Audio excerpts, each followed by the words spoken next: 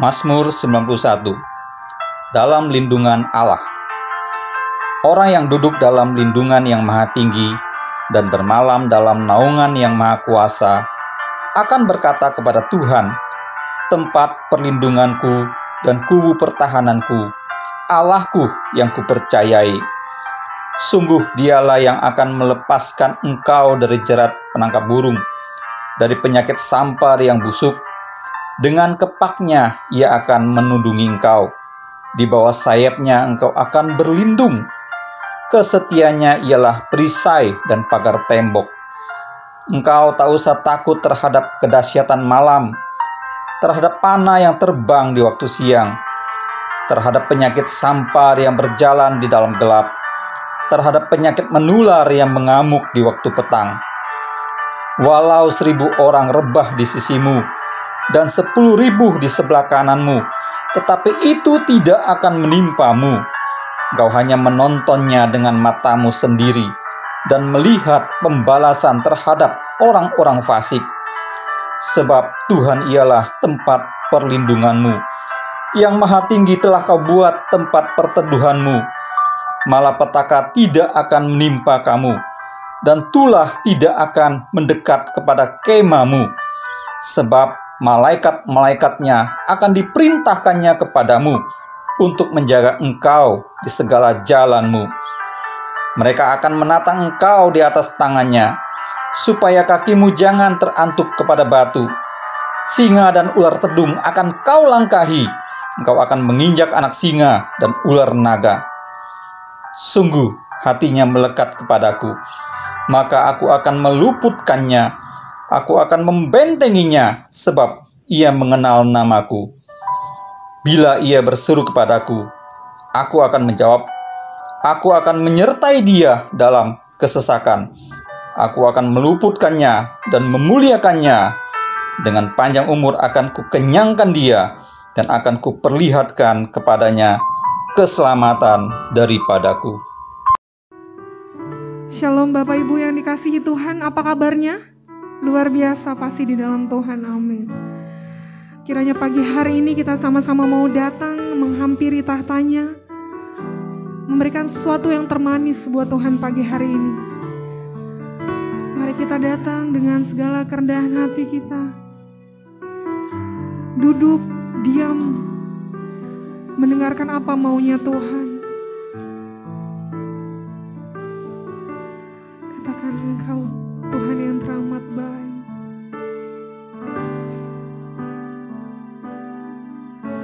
Engkau Bapa yang mengasihiku,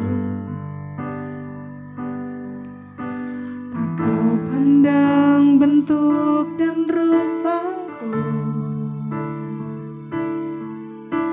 Engkau mengasihiku dengan sepenuh hati, tak pernah sama seperti dunia ini. Katakan Engkau Bapa yang mengajariku. Engkau Bapa yang mengajariku, melewati badai langit biru.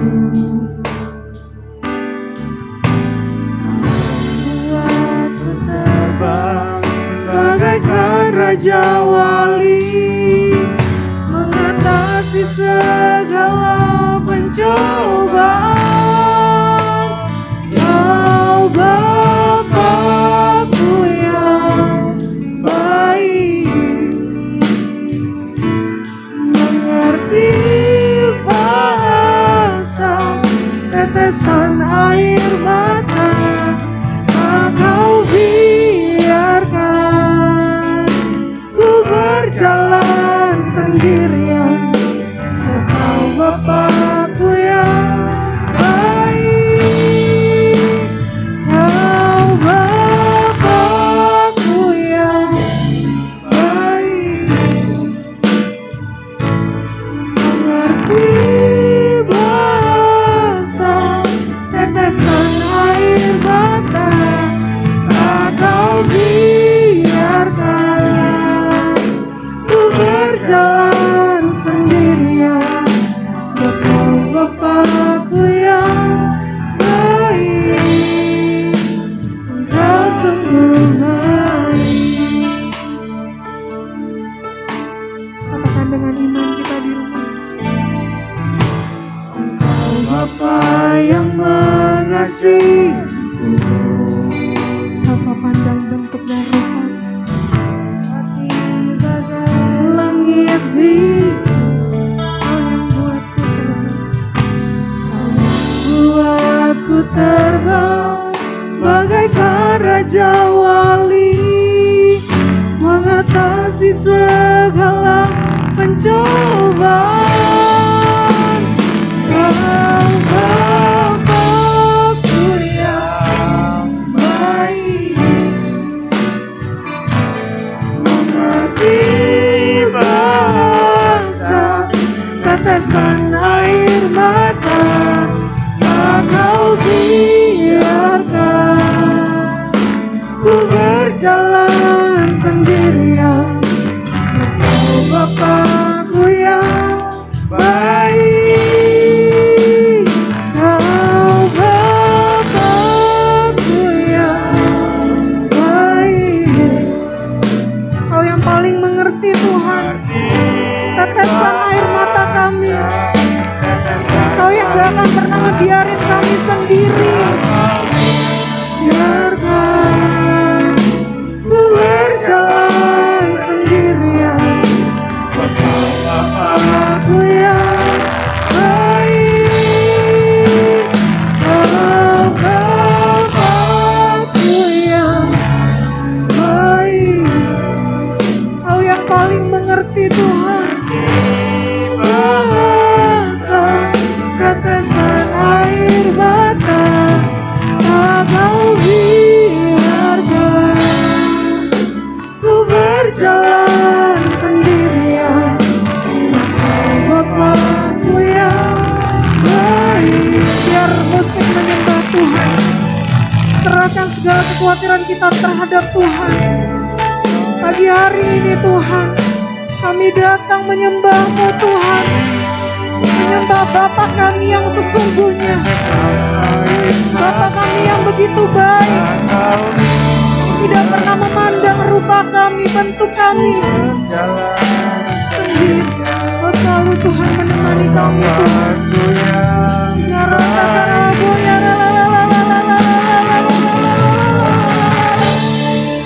Kau selalu baik, Kau teramat baik Yesus.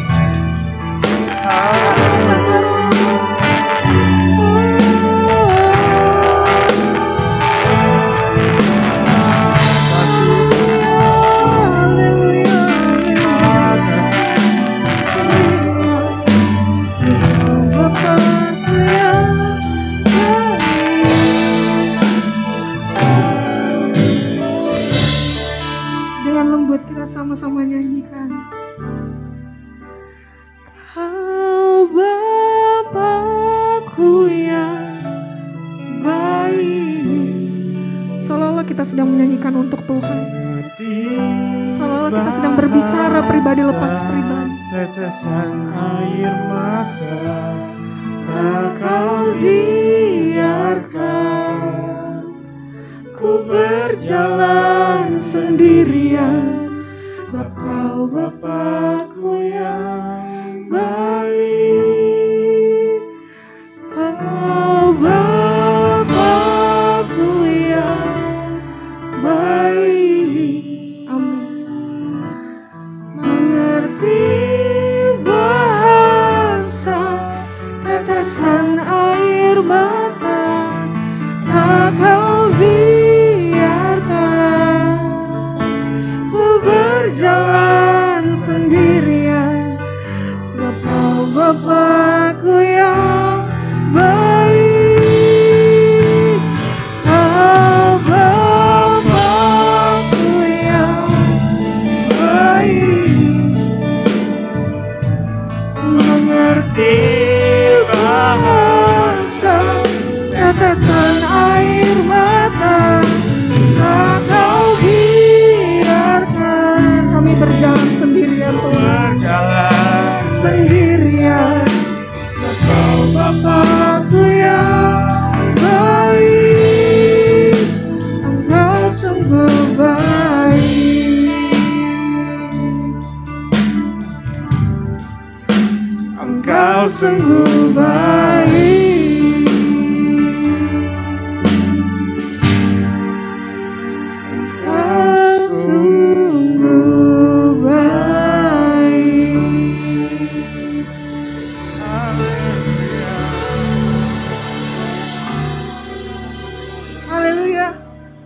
Terima kasih Tuhan untuk berkat-Mu hari ini, karena Engkau telah sangat baik bagi kami. Amin. Engkau datang di tengah-tengah kami meskipun kami di rumah masing-masing dan ibadah secara online. Kami percaya bahwa hadirat-Mu datang, bahwa Engkau ada bersama-sama dengan kami. Sekarang kami ingin memuji lebih lagi nama-Mu ya Tuhan. Berikan kami semangat untuk memuji nama-Mu. Yes. Terima kasih Tuhan dalam nama Tuhan Yesus.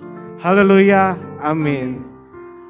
Mari Bapak Ibu kita angkat satu pujian, bangkit serukan nama Yesus.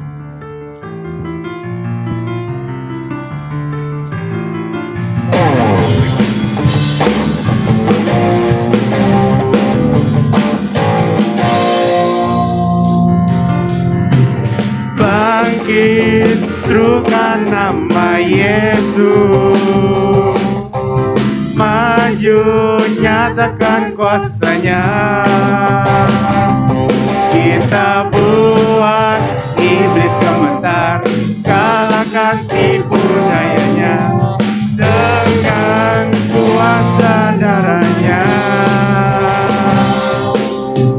Bangkit serukan nama Yesus. Maju nyatakan kuasa-Nya. Kita buat iblis gemetar, kalahkan tipu dayanya dengan kuasa namanya. Nama Yesus menara yang kuat. Nama Yesus kota benteng yang teguh. Nama Yesus kalahkan semua musuh. Nama Yesus di atas segalanya.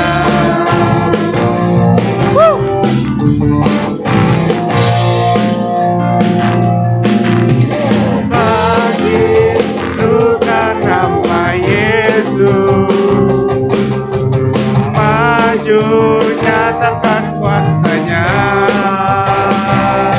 Kita buat iblis gemetar, kalahkan tipu dayanya dengan kuasa namanya. Nama Yesus menara yang kuat. Nama Yesus kota benteng yang teguh. Nama Yesus kalahkan semua musuh. Nama Yesus di atas segalanya. Nama Yesus menara yang kuat. Nama Yesus kota benteng yang teguh. Nama Yesus kalahkan semua musuh. Nama Yesus di atas segalanya. Nama Yesus di atas segalanya. Nama Yesus di atas segalanya.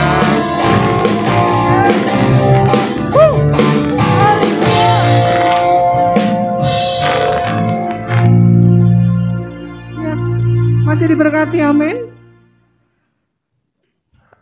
Kiranya kasih Tuhan tetap mengalir bagi kita pagi hari ini Bapak Ibu di tempat. Kita mau mendengarkan firman yang daripada-Mu, yang daripada Tuhan.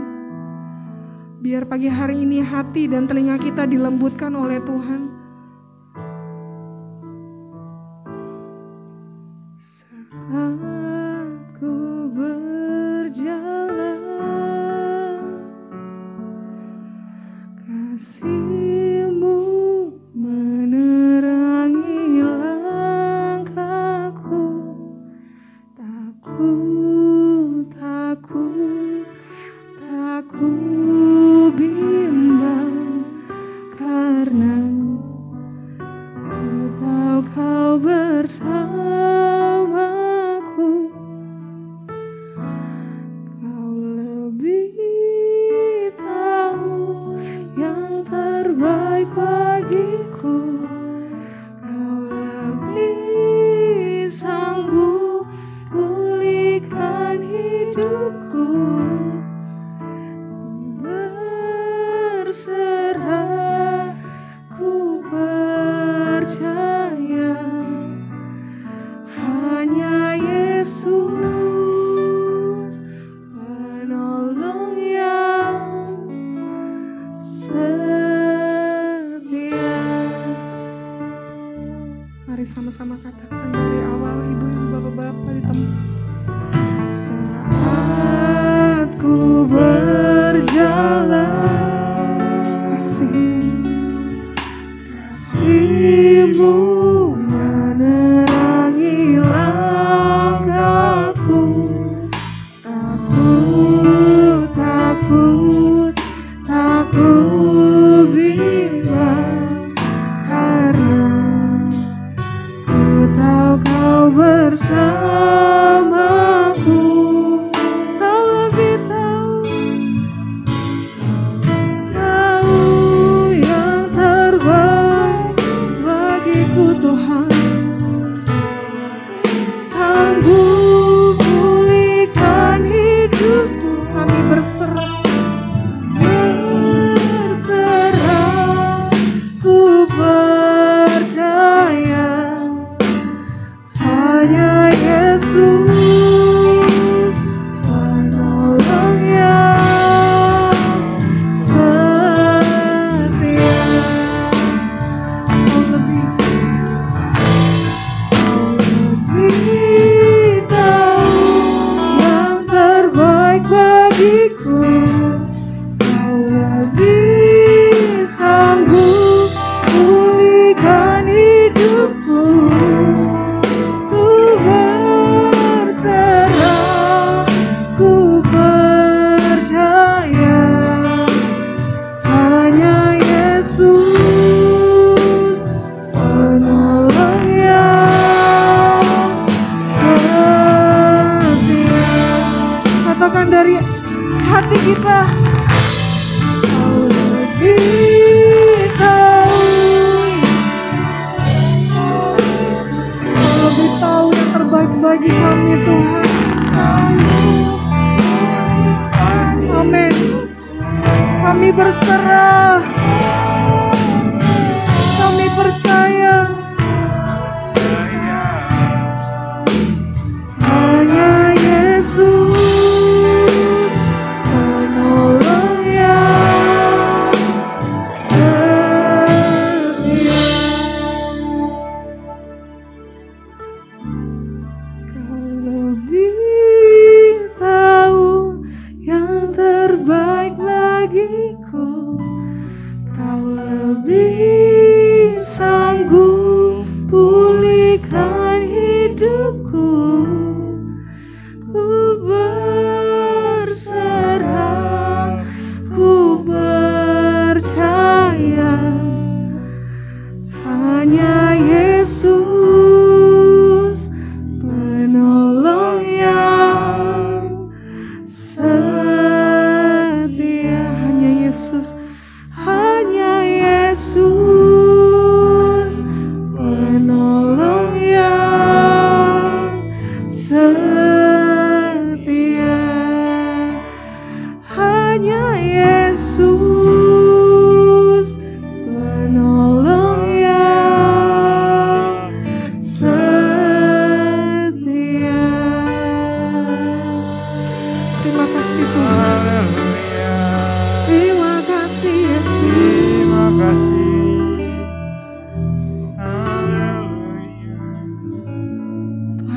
sebentar Tuhan, kami mau mulai mendengarkan firman yang daripada-Mu Tuhan. Pakai mulut bibir hamba-Mu untuk memberitakan kebenaran akan Tuhan. Pakai hatinya Tuhan, biar hatinya jangan jemu-jemu untuk memberitakan kebenaran Tuhan. Kalau ada roh-roh yang ingin menghalau Tuhan ibadah ini, Tuhan kami tolak di dalam nama Tuhan Yesus. Kami percaya Engkau memberkati kami dari kami awal mendengarkan puji-pujian yang daripada-Mu sampai pada akhirnya Tuhan Yesus. Terima kasih Tuhan, siapkan hati kami, siapkan telinga kami Tuhan. Di dalam nama Tuhan Yesus. Yang percaya Tuhan Yesus ada di tempat ini, sama-sama katakan amin. Apa yang dimaksud dengan Pentakosta ketiga? 1. Pentakosta ketiga adalah pencurahan Roh Kudus yang dahsyat di zaman ini, melebihi yang terjadi di Azusa Street. 2. Pentakosta ketiga akan mengakibatkan penuaian jiwa yang terbesar dan yang terakhir sebelum Tuhan Yesus datang kembali. 3. Pentakosta ketiga akan membangkitkan generasi Yeremia, yaitu anak-anak muda yang dipenuhi Roh Kudus, cinta mati-matian kepada Tuhan Yesus, tidak kompromi terhadap dosa, dan akan bergerak untuk memenangkan jiwa. 4. Pentakosta ketiga lahir di Indonesia dan bergerak ke bangsa-bangsa. Gerakan ini dari timur ke barat dan akan kembali ke Yerusalem. 5. Pentakosta ketiga akan memberikan kuasa untuk menyelesaikan amanat agung, dan setelah itu Tuhan Yesus datang kembali. Amin.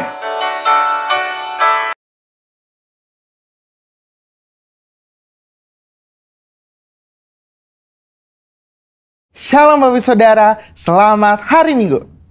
Bulan ini kita merayakan Jumat Agung dan Paskah, yaitu kematian dan kebangkitan Yesus. Oleh sebab itu, pada edisi Voice of Pentecost hari ini, kita akan membahas mengenai apakah kebangkitan Yesus hoax. Semua orang di atas muka bumi ini memiliki hari kelahiran dan hari kematian. Tetapi jika bicara mengenai hari kebangkitan, hanya Yesus yang mempunyai hari kebangkitan dan kehidupan kekal. Oleh sebab itu, inilah yang membedakan Yesus dengan tokoh agama lainnya. Hari-hari ini ada banyak sekali hoax yang beredar di sosial media. Tetapi tahukah saudara, bahwa sejak pada zaman Yesus pun sudah ada hoax yang beredar mengenai kebangkitan Yesus. Jadi, apakah kebangkitan Yesus hoax atau fakta? Apa makna dari kebangkitan Yesus? Mari kita simak bersama. Kebangkitan Yesus adalah kekuatan utama iman Kristen. 1 Korintus 15 ayat 17 mengatakan, dan jika Kristus tidak dibangkitkan, maka sia-sialah kepercayaan kamu, dan kamu masih hidup dalam dosamu. Tanpa kebangkitan, kehidupan orang yang percaya kepada Yesus tidak mempunyai kuasa. Iblis berusaha untuk menyebarkan hoax. Sebab jika Yesus tidak bangkit, maka dia bukan Tuhan. Dan ia tidak bisa memberikan keselamatan kekal. Maka iman percaya kita menjadi sia-sia. Iblis menyerang salah satunya dengan conspiracy theory yang mengatakan bahwa para murid bersengkongkol telah mencuri mayat Yesus sehingga kuburnya ditemukan oleh para wanita dalam keadaan kosong. Hoax itu dipercaya sampai sekarang. Sebagai saksi Kristus, kita harus bisa mempertahankan iman kita. Selain dengan pengalaman pribadi, salah satunya ada dengan pembuktian secara fakta historis. 2 orang ahli apologetika Kristen telah menyelidiki berbagai fakta dan perdebatan tentang kebangkitan Yesus selama kurang lebih 30 tahun dan menyodorkan fakta-fakta yang dapat diterima dan diakui oleh para ahli sejarah, ateis, skeptik, dan bahkan rabi Yahudi. Nah, kita akan membahas hanya 5 fakta historis yang mereka temukan mengenai kebangkitan Yesus yang menyatakan bahwa isi dari teori konspirasi tersebut tidak benar. Fakta pertama adalah para wanita menjadi saksi hidup. Menurut tradisi Yahudi, wanita bukanlah saksi yang bisa dipercaya. Jika kebangkitan Yesus itu adalah rekayasa, persekongkolan, maka penulis kitab Injil harusnya memberitakan bahwa saksi pertama yang menemukan kubur Yesus kosong adalah murid-murid Yesus yang bergender laki-laki. Markus menulis apa adanya, bahwa memang para wanita lah yang pertama kali menemukan kubur Yesus kosong. Fakta kedua adalah kubur Yesus dijaga ketat oleh para prajurit. Bagaimana mungkin prajurit Romawi yang menjaga kubur Yesus bisa terlelap tidur dan tidak melihat murid-murid mencuri jasad Yesus. Matius 27 ayat 62-66 menyatakan prajurit Romawi telah menjaga kubur Yesus ketat, bahkan kubur itu dimeterai. Fakta ketiga adalah imam-imam kepala justru merekayasa kebohongan. Untuk menutupi fakta bahwa Yesus bangkit, maka imam-imam kepala menyuruh para penjaga membuat cerita bahwa murid-murid Yesus telah mencuri jasad Yesus. Ini membuktikan bahwa imam-imam kepala tidak menyangkali bahwa kubur itu kosong karena Yesus bangkit. Fakta keempat adalah murid-murid Yesus sedang dalam kondisi ketakutan. Bagaimana mungkin murid-murid yang sedang dalam ketakutan dan hilang pengharapan namun berani mencuri jasad Yesus? Justru mereka sedang menanti-nantikan apakah betul yang dikatakan Yesus bahwa ia akan bangkit di hari ketiga. Faktanya adalah mereka semua menjadi pemberita kebangkitan Yesus dengan berani, yakin, dan mati sebagai martir. Mana mungkin ada orang yang rela mati untuk suatu rekayasa kebohongan. Fakta kelima adalah bertobatnya Saulus dari pembunuh umat Tuhan menjadi pelayan Tuhan. Perjumpaan Saulus dengan Yesus dalam perjalanan menuju Damaskus membuktikan Yesus hidup dan bangkit. Sehingga Saulus yang menganiaya dan membunuh orang Kristen bertobat menjadi Paulus yang rela memberitakan Injil. Sekalipun dianiaya, dipenjara, dan ditindas, akhirnya mati sebagai martir. Sebenarnya masih banyak lagi fakta mengenai kebangkitan. Namun hanya dengan 5 fakta yang kita bahas, sudah cukup mengkonfirmasi dan membuktikan bahwa Tuhan Yesus itu benar-benar bangkit. Justru teori konspirasi pencurian mayat Yesus oleh murid-murid itulah yang hoax. Jadi, fakta bahwa Yesus telah bangkit dari kematian membuktikan bahwa Dia adalah Tuhan. Dan apa saja yang dikatakannya di dalam Alkitab adalah mutlak benar. Kuasa, kehidupan, dan kekekalan hanya ada di dalam Dia. Dan ini memberikan pengharapan bahwa kita yang ikut mati di dalam Kristus akan dibangkitkan di dalam kebangkitannya. Sebab Dia hidup ada hari esok yang penuh harapan. Dan kita pun memperoleh hidup yang kekal serta segala kelimpahannya. Saudara, untuk penjelasan lebih lengkapnya dari tim teologi kami, jangan lupa buka link yang ada di atas atau scan QR Code yang tersedia. Salam integritas, Tuhan Yesus memberkati.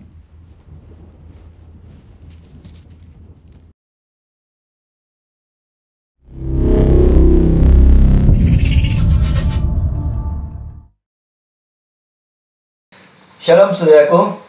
Jumat yang lalu kita telah memperingati hari kematian Tuhan kita Yesus Kristus. Firman Tuhan berkata, Yesus Kristus yang walaupun dalam rupa Allah tidak menganggap kesetaraan dengan Allah itu sebagai satu milik yang harus dipertahankan, melainkan telah mengosongkan dirinya, mengambil rupa seorang hamba dan bahkan sama seperti manusia. Kematian Tuhan kita Yesus Kristus tidak terlepas dari ketaatannya sebagai seorang hamba. Allah yang sempurna tidak mungkin bisa mati. Tetapi dikatakan tanpa penumpahan darah tidak akan mungkin ada pengampunan. Oleh sebab itu Allah turun menjelma menjadi manusia supaya Ia bisa menanggung segala penderitaan manusia sama seperti manusia dan harus mati. Dengan demikian pengampunan dosa itu terjadi. Saudaraku, pagi hari ini saya ingin mengajak kepada saudara sekalian untuk mempelajari karakter dari seorang hamba. Pada minggu yang kedua yang lalu, saya sudah sampaikan karakter yang pertama seorang hamba, yaitu nothing to prove. Seorang hamba tidak perlu membuktikan siapa dirinya. Pada kesempatan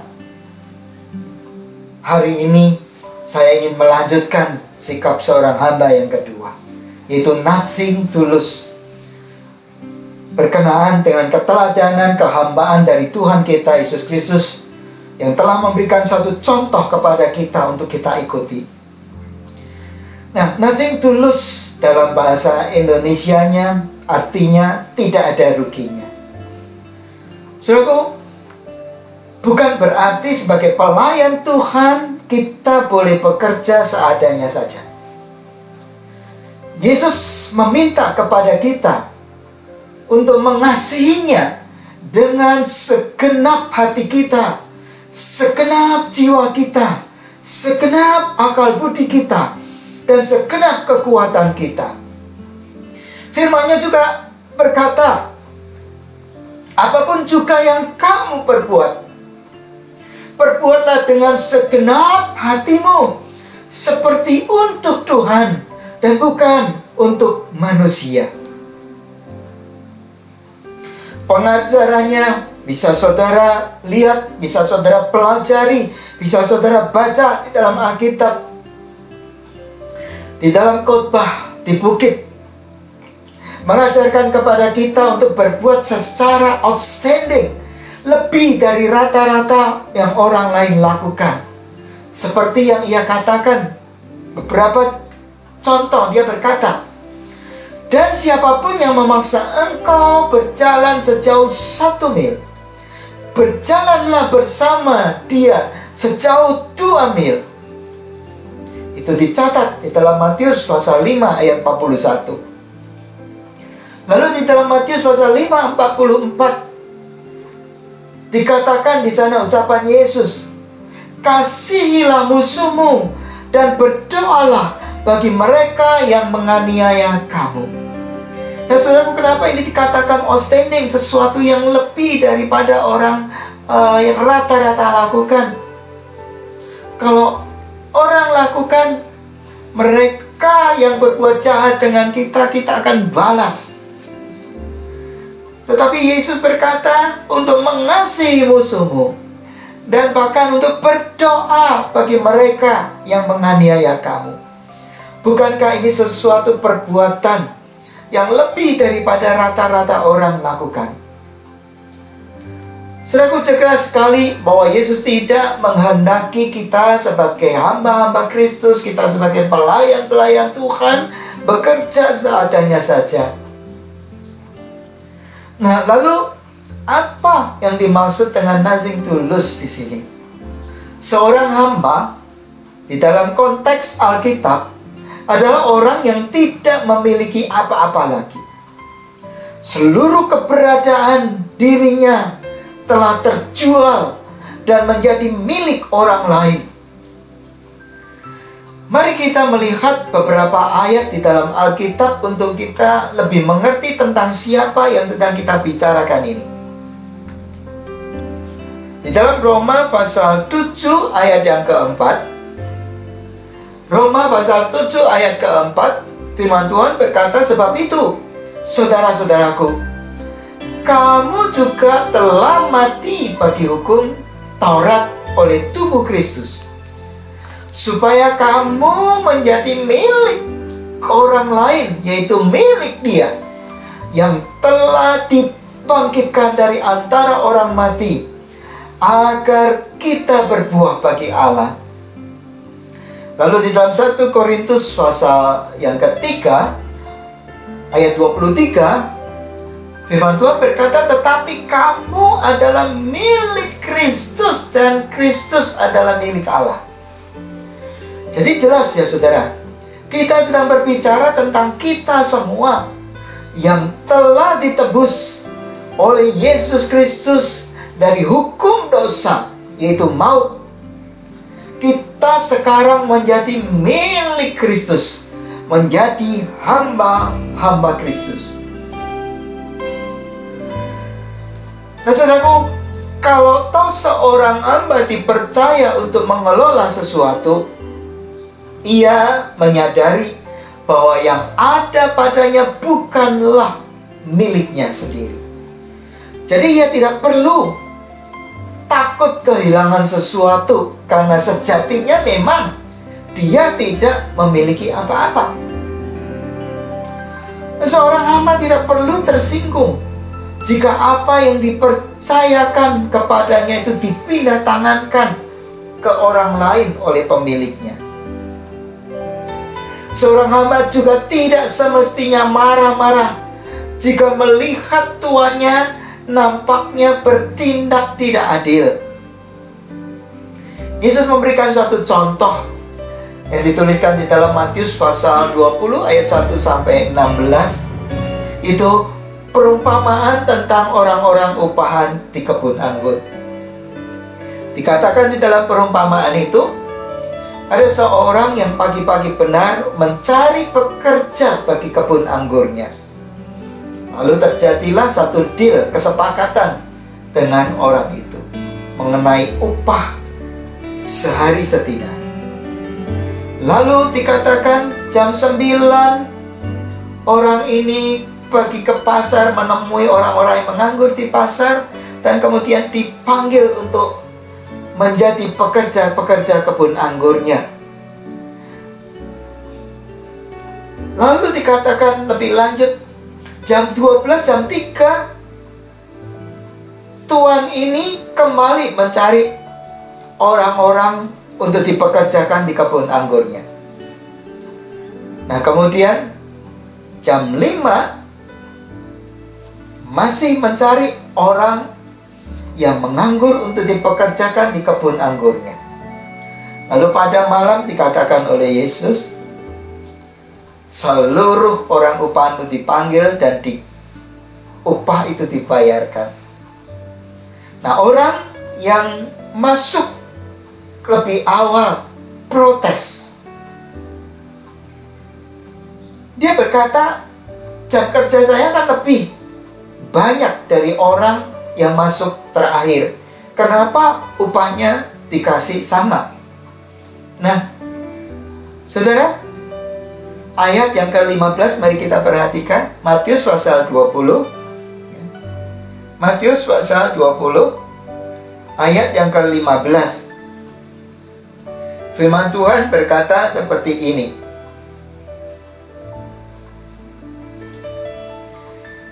Tidakkah aku bebas mempergunakan milikku menurut kehendak hatiku? Atau iri hatikah engkau karena aku murah hati? Saudaraku, kita lihat sebelumnya tuannya berkata, bukankah kita telah sepakat untuk memberi kamu upah sedinar sehari? Nah, ayat 15 dikatakan, tidakkah aku bebas mempergunakan milikku sekehendak hatiku? Nah, saudara, apa yang menjadi milik tuannya, itu tuannya bebas untuk lakukan apapun yang dia pandang perlu untuk lakukan. Dan seorang hamba tidak perlu protes melihat kok nampaknya tidak adil. Karena sesungguhnya telah terjadi satu kesepakatan. Tidak ada sesuatu yang dilanggar, saudara. Perjanjian sudah dibuat. Ya. Baik bagi orang yang masuk duluan, orang yang masuk selanjutnya, dan bahkan orang yang masuk terakhir.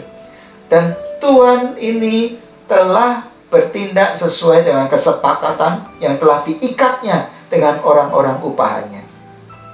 Jadi, saudara, ya, tadi dikatakan tuannya bebas untuk mempergunakan miliknya sekehendak hatinya. Ya, sekali lagi, saudara, seorang hamba tidak perlu tersinggung atau tidak semestinya marah-marah jika melihat tuannya nampaknya bertindak tidak adil. Saudara, tidak selayaknya kita marah-marah melihat orang lain lebih berhasil atau orang lain lebih beruntung daripada kita. Nah, kita harus introspeksi, kenapa orang lain lebih berhasil? Kenapa orang lain lebih beruntung? Apakah kita sudah bekerja ekstra lebih dari mereka? Walaupun kadang-kadang juga kita lihat nampaknya ada orang-orang yang kerjanya ya gitu-gitu saja, sudah lebih berhasil daripada kita. Tetapi Saudara ingat bahwa status kita adalah hamba-hamba Kristus. Dan Kristus berhak mempergunakan apapun juga di dalam pikiran dan rencananya untuk melakukan apa yang menjadi miliknya. Jadi saudara, seorang hamba tidak sepantasnya ngotot untuk mempertahankan apa yang sedang berada dalam kuasanya. Sampai saudara berpolitik di dalam gereja, saling mengerahkan massa pendukungnya untuk mendapatkan posisinya. Saling bertengkar, saling sindir, saling caci maki, saling gugat di pengadilan demi mempertahankan sesuatu yang sejatinya, tolong dicatat saudara, sejatinya bukan menjadi miliknya. Sejatinya bukan miliknya. Ia hanya dipercaya untuk mengelola sesuatu yang bukan miliknya, sesuatu yang sesungguhnya dipercayakan kepadanya untuk mengelolanya. Tapi itu tolong dicatat, itu bukan miliknya. Jadi ia tidak perlu ngotot, ia tidak perlu mempertahankan begitu rupa seakan-akan miliknya, ya, untuk mempertahankan popularitas kuasa yang saat itu dipercayakan kepadanya. Nah, Yesus juga memberikan satu contoh, saudara. Di dalam Matius pasal 21 ayat 33 sampai 46 tentang perumpamaan tentang penggarap-penggarap kebun anggur. Bagaimana diceritakan di sana? Ya. Orang-orang upahan dipercaya untuk menggarap kebun anggur seorang tuan. Lalu ketika tuan itu mengutus hamba-hamba untuk mendapatkan hasilnya, penggarap-penggarap kebun anggur itu menangkap hamba-hamba itu, kemudian menganiaya bahkan membunuhnya. Dan saudara, perumpamaan ini menceritakan bagaimana, ya, pekerja-pekerja yang dipercayakan untuk mengelola kebun anggur dari pemiliknya ini ingin menyerobot, ya, apa yang menjadi milik tuannya. Seorang hamba juga tidak perlu mengamankan reputasinya atau takut kehilangan popularitasnya. Orang yang melakukan sebaliknya ini akan memanipulasikan tindakan-tindakannya demi supaya reputasi dan popularitasnya terjaga baik di mata orang lain. Kita lihat contoh di dalam Alkitab. Dalam satu peristiwa, ketika firman Tuhan datang lewat Nabi Samuel, yang dikatakan kepada Raja Saul bahwa Tuhan akan menumpas orang-orang Amalek, karena orang-orang Amalek menghalangi orang-orang Israel pada waktu orang Israel keluar dari Mesir menuju tempat yang Tuhan janjikan. Lalu terjadilah ketika kemudian Saul bersama-sama dengan pasukannya itu berperang dengan orang-orang Amalek. Dikatakan Raja Amalek itu ditangkapnya. Segala ternak orang-orang Amalek itu kemudian diambil yang baik-baik. Nah, sisanya selebihnya itu dibunuh, dibantai. Pada satu hari ketika Samuel datang menemui Saul, ya, Saul berkata, ya, aku telah melakukan apa yang Bapa suruh. Aku telah melakukan firman Tuhan. Tetapi Samuel kemudian berkata kepada Saul, kalau gitu bunyi suara apa yang aku dengar? Nah, saudara, singkatnya adalah Saul tidak sungguh-sungguh melakukan sepenuhnya apa yang diperintahkan kepadanya untuk menumpas habis segala yang ada pada orang-orang Amalek. Tetapi ia membiarkan agak raja orang Amalek hidup, dan kemudian juga lembu-lembu dan ternak orang Amalek yang baik-baik itu tidak dibunuh. Ya.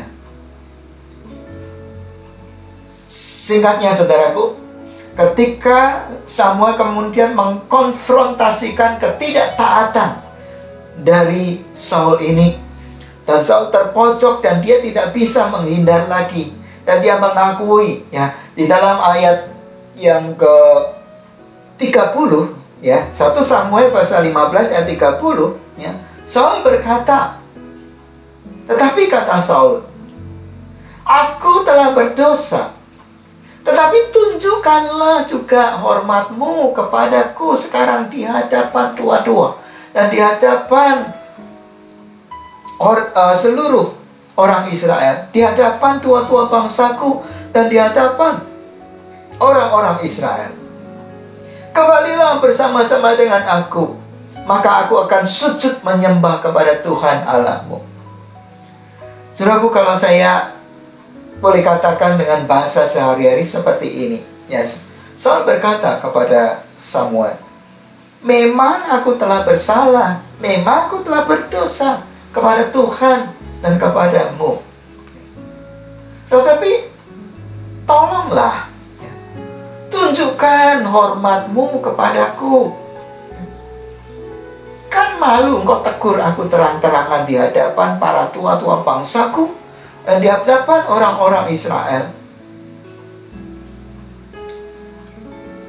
Kalau mau tegur 4 mata aja lah, jangan di hadapan mereka. Kan malu aku sebagai seorang raja, aku malu kamu tegur terang-terangan seperti itu.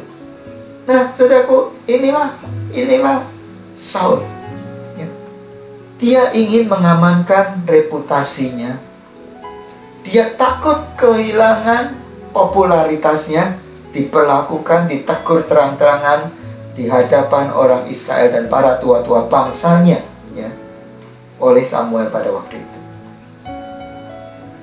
Nah, saudaraku, lebih lanjut, orang yang takut kehilangan reputasi atau popularitasnya, ia akan iri, ia akan cemburu, dan tidak senang, bahkan sampai marah-marah melihat kesuksesan dari orang lain.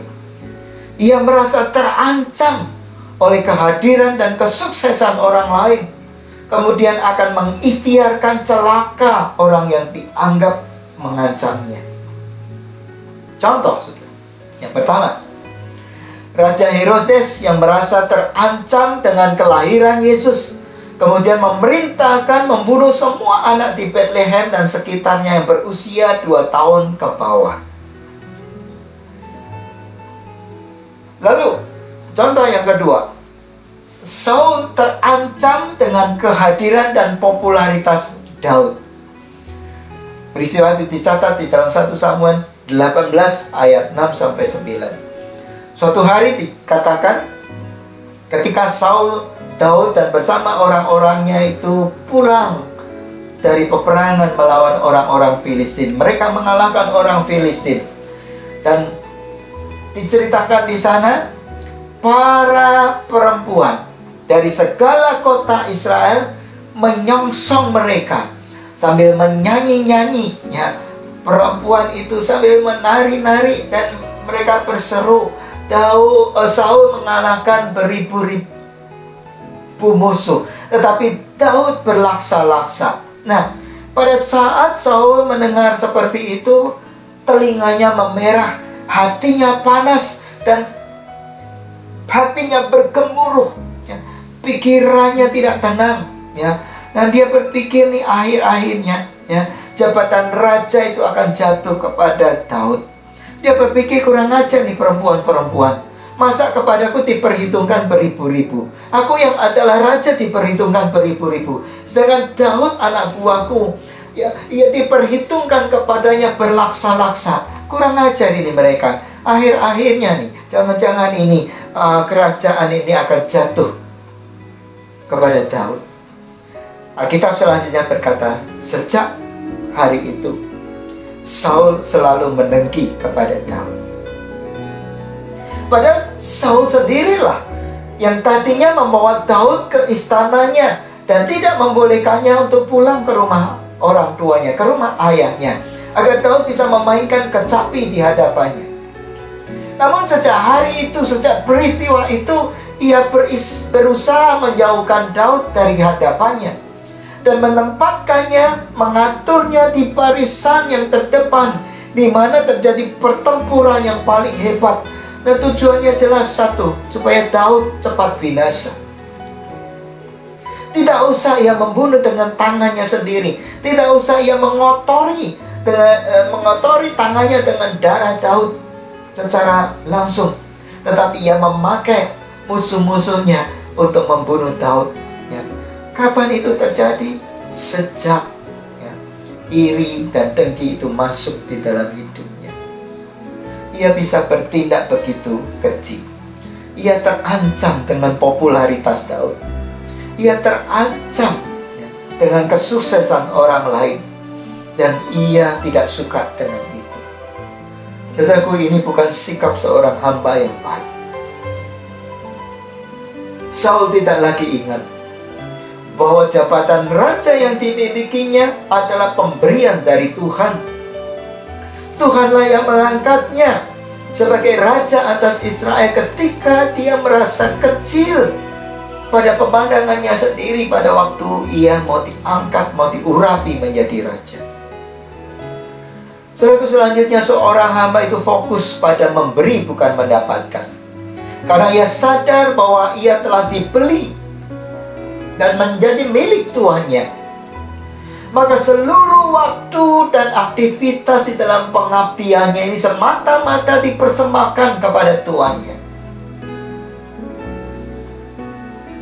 Di dalam salah satu pengajarannya tentang tuan dan hamba, dicatat di dalam Lukas pasal 17 ayat 10, Yesus katakan seperti ini: setelah selesai hamba-hamba itu melakukan tugasnya, adalah ia berkata, kami adalah hamba-hamba yang tidak berguna. Kami hanya melakukan apa yang harus kami lakukan. Kami hanya melakukan apa yang harus kami lakukan. Seorang hamba yang baik tidak melakukan yang sebaliknya, yaitu karena ia berangkat dari nol, karena ia berangkat dari tidak memiliki apa-apa, maka ketika kesempatan itu terbuka baginya, ia akan berbuat segala sesuatu untuk mengeruk keuntungan pribadinya, yang bisa berupa materi, bisa berupa popularitas, bahkan kedua-duanya. Yesus berkata, sama seperti Anak Manusia datang bukan untuk dilayani, melainkan untuk melayani dan untuk memberikan nyawanya menjadi tebusan bagi banyak orang. Saudaraku, sebagai penutup, saudara ingat dengan keset food mat yang terbuat dari serabut kelapa? Padanya ada tulisan welcome, artinya selamat datang. Ia diletakkan di depan pintu. Setiap orang yang mau masuk ke dalam ruangan melewati pintu itu, dia akan membersihkan sepatu dan sandalnya dengan keset itu. Keset itu diinjak-injak orang, tetapi tertera tulisan welcome, selamat datang. Nah, saudaraku, ini adalah gambaran dari apa yang Yesus perbuat bagi kita. Mari saya ajak kita untuk membaca Yesaya 53 ayat 1 sampai 12. Yesaya 53 ayat 1 sampai 12. Siapakah yang percaya kepada berita yang kami dengar? Dan kepada siapakah tangan kekuasaan Tuhan dinyatakan? Sebagai taruk ia tumbuh di hadapan Tuhan, dan sebagai tunas dari tanah kering. Ia tidak tampan, dan semaraknya pun tidak ada sehingga kita memandang dia. Dan rupa pun tidak sehingga kita menginginkannya. Ia dihina dan dihindari orang, seorang yang penuh kesengsaraan dan biasa menderita kesakitan. Ia sangat dihina sehingga orang menutup mukanya terhadap dia, dan bagi kita pun dia tidak masuk hitungan. Tetapi sesungguhnya penyakit kitalah yang ditanggungnya, dan kesengsaraan kita yang dipikulnya. Padahal kita mengira dia kena tulah, dipukul dan ditindas Allah. Tetapi ia tertikam oleh karena pemberontakan kita.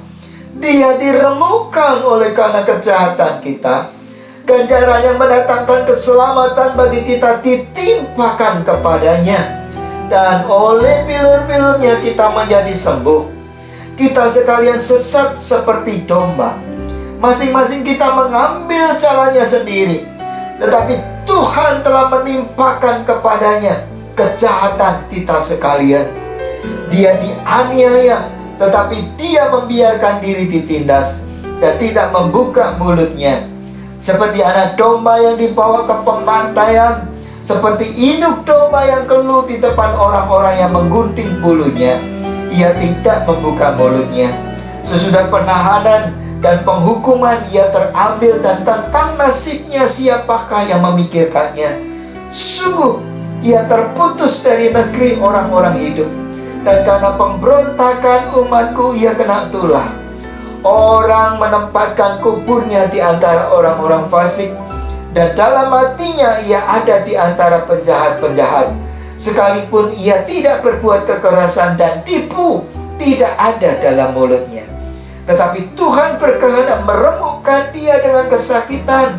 Apabila ia menyerahkan dirinya sebagai korban penebus salah, ia akan melihat keturunannya, umurnya akan lanjut, dan kehendak Tuhan terlaksana olehnya. Sesudah kesusahan jiwanya, ia akan melihat terang dan menjadi puas. Dan hambaku itu sebagai orang yang benar akan membenarkan banyak orang oleh hikmatnya, dan kejahatan mereka dia pikul. Sebab itu aku akan membagikan kepadanya orang-orang besar sebagai rampasan, dan ia akan memperoleh orang-orang kuat sebagai jarahan. Itu sebagai ganti karena ia telah menyerahkan nyawanya ke dalam maut, dan karena ia terhitung di antara pemberontak-pemberontak, sekalipun ia menanggung dosa banyak orang dan berdoa untuk pemberontak-pemberontak. Yesus begitu dihinakan. Yesus begitu diperlakukan semena-mena dan tidak adil. Ia diinjak-injak, ia dihinakan. Seperti tadi saudaraku, keset, diinjak-injak, tidak ada harganya. Tetapi ia tetap terus membersihkan kasut-kasut. Ia terus membersihkan sandal atau sepatu-sepatu dari orang-orang yang masuk ke dalamnya. Itulah yang Yesus telah lakukan untuk kita. Ia dihinakan begitu rupa, tetapi penghinaan itu justru menghasilkan pembersihan bagi kita semuanya. Yesus tahu kemana ia datang dan kemana ia akan pergi. Ia tahu bahwa ia berasal dari Bapa dan akan kembali kepadanya. Ia tahu apa yang Bapaknya ingin dia lakukan. Sebab itu ia nothing tulus atas penilaian orang terhadap dirinya, selagi ia dengan setia mengerjakan dan menyelesaikan pekerjaan-pekerjaan Bapaknya. Orang-orang Farisi memandang, orang-orang Farisi menilai Yesus sebagai seorang peminum. Bahkan saudara-saudaranya sekandung sendiri pun menganggap Yesus tidak waras, sudah tidak waras. Tetapi dia tidak pedulikan apa pandangan orang lain terhadap dirinya. Dia sebagai seorang hamba yang taat, terus melakukan apa yang menjadi tugasnya. Alkitab berkata di dalam Yohanes pasal 2 ayat 24. Tetapi Yesus sendiri tidak mempercayakan dirinya kepada mereka karena ia mengenal mereka semua. Yesus telah meninggalkan teladan bagi kita supaya kita berbuat seperti yang telah ia berbuat. Saudaraku, kiranya Tuhan membuka mata kita dan kita melihat dengan jelas siapakah kita sekalian dan apa yang Yesus sudah lakukan buat kita, untuk kita teladani. Kalau kita disebut sebagai orang-orang Kristen adalah pengikut-pengikut Kristus. Maka Yesus berkata, engkau menyebut aku guru dan Tuhan. Dan memang aku adalah guru dan Tuhan. Nah, perbuatlah sama seperti apa yang telah aku perbuat. Saudaraku, hari ini kita juga akan masuk di dalam perjamuan kudus Tuhan. Mari siapkan roti dan anggur di dekat saudara. Dan kita berdoa kepada Tuhan, mohon supaya Tuhan membuka mata kita melihat dengan jelas, saudaraku. Kalau ada yang kesalahan-kesalahan yang masih terus kita perbuat, ya, saudara segeralah bereskan, ya, minta ampun. Dan supaya kita makan minum tubuh dan darah Tuhan dengan cara yang layak dan berkenan kepadanya. Perjamuan kudus adalah perintah dari Tuhan sendiri. Pada saat perjamuan terakhir dengan murid-muridnya, dia berkata, perbuatlah ini untuk menjadi peringatan akan aku. Mari kita siapkan roti di tangan kanan kita tinggi-tinggi, di tangan kanan kita. Firman Tuhan berkata, sebab apa yang telah aku teruskan kepadamu telah aku terima dari Tuhan, yaitu bahwa Tuhan Yesus pada malam waktu ia diserahkan mengambil roti. Mari kita angkat roti di tangan kanan kita tinggi-tinggi. Dan sesudah itu ia mengucap syukur atasnya. Ia memecah-mecahkannya dan berkata, inilah tubuhku yang diserahkan bagi kamu. Perbuatlah ini menjadi peringatan akan aku. Saudaraku, bukankah roti yang kita pecah-pecahkan ini adalah persekutuan dengan tubuh Kristus? Mari kita makan di dalam nama Tuhan Yesus Kristus.